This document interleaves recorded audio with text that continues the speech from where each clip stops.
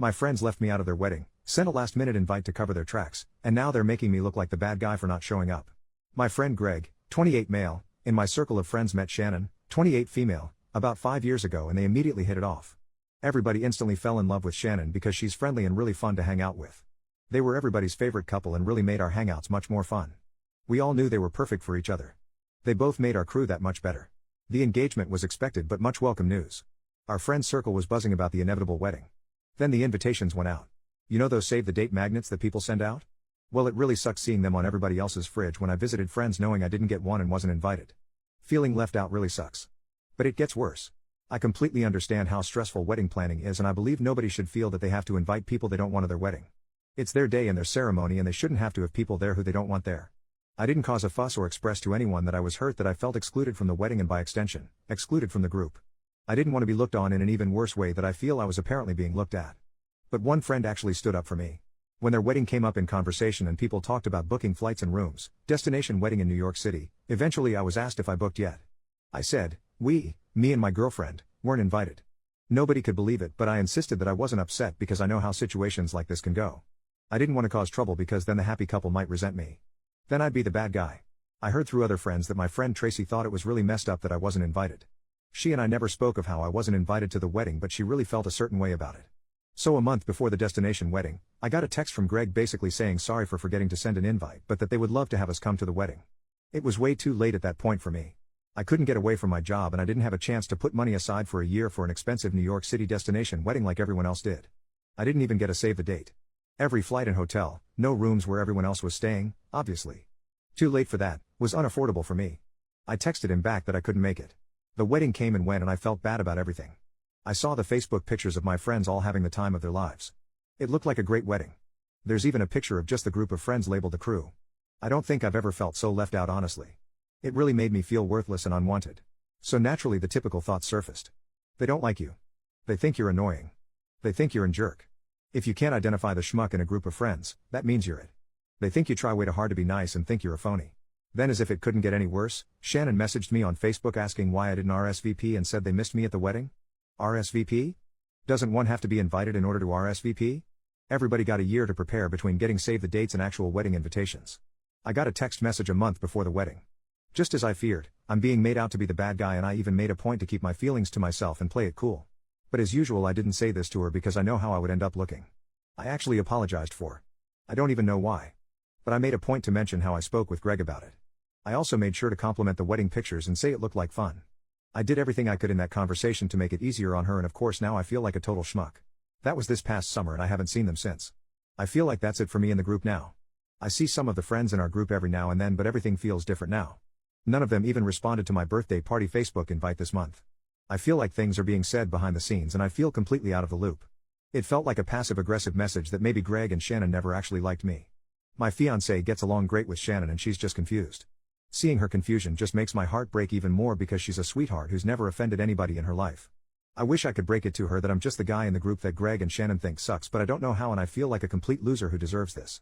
I'll always appreciate Tracy for sticking up for me. She may never know how awesome it feels hearing about how she told everybody it was messed up that I was left out. I haven't even spoken to her about how the whole thing made me feel, or anybody for that matter. Reddit, you are the first to hear about it, because I didn't want it to appear like I am making a stink and become even more disliked. This whole thing just freaking sucks. I feel like I don't have friends anymore. And to make it worse, soon I'll have a wedding of my own and I'm afraid I won't have any friends there, except for Tracy of course.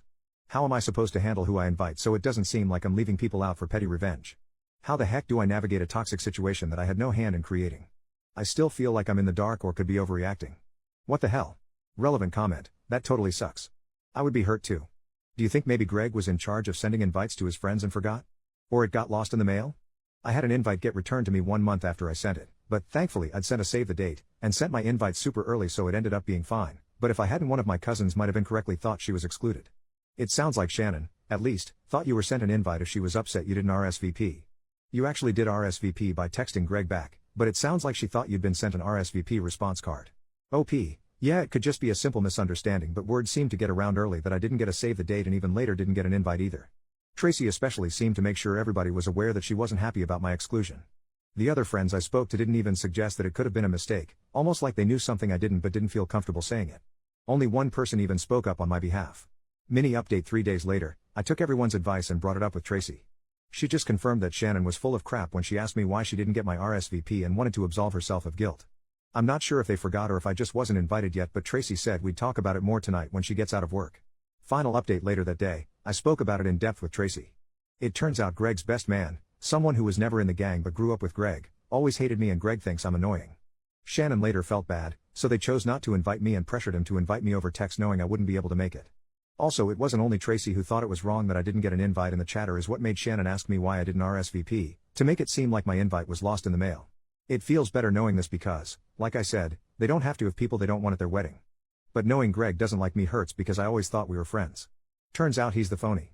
Unfortunately, everybody else, except for Tracy and a few others, like Greg more than me, so they kind of felt like they had to choose a side after Tracy brought up why I didn't get invited. Lots of people are feeling guilty about this, apparently. They still felt like they had to choose a side for whatever reason. Probably because most of them went to high school with Greg. Oh well. That's life. Thanks for the advice about being more assertive. Those of you polite about it were very helpful. Thanks. Relevant comments. Commenter number 1. Yeah, you don't need those two-faced jerks in your life. Congratulations on finding out before they borrowed money from you. When they get divorced, you can reach out to Greg and tell him that he deserves it. OP, it's funny you bring up borrowing money because they're the type who always want to split the check when they order the most expensive crap and always say, I'll get you back. And I don't trust Venmo. I'll just give you cash when I go to the ATM, and then they never do. On the plus side, I don't have to pay for part of their steak and lobster dinners anymore. Commenter number 2, will you invite Greg, Shannon and the best man to his wedding? OP, nah, I don't think it would be right to force anybody to choose sides because that feels inappropriate to do to friends. I think everybody who stood up for me gets an invite. Greg can have his best man and be the cynical bastards they are together. Honestly, nobody really likes the best man all that much because he's always acted like an obnoxious jerk when he's been around us. They can have each other. Commenter number 3, in this situation you aren't the bad guy from my perspective, and to be honest, a destination wedding is a jerk move on your friend's part. The sheer inconvenience of one is like jerk move supreme, especially the fact they chose NYC, what the heck. Plus some people turn into assholes after marriage, and statistically speaking, your married male friend is going to be spending much time with his wife now than his friends. In some ways marriage is like high school, you go to it with your friends for a little while, then you start to drift away from another by barely communicating. OP, Shannon is from up there and she wanted to be closer to her family. Yeah, it turns out they didn't want me there and felt pressured once some of my friends realized. I guess it was easier to make the decision when it was just the two of them, and they lost confidence in the choice when people found out.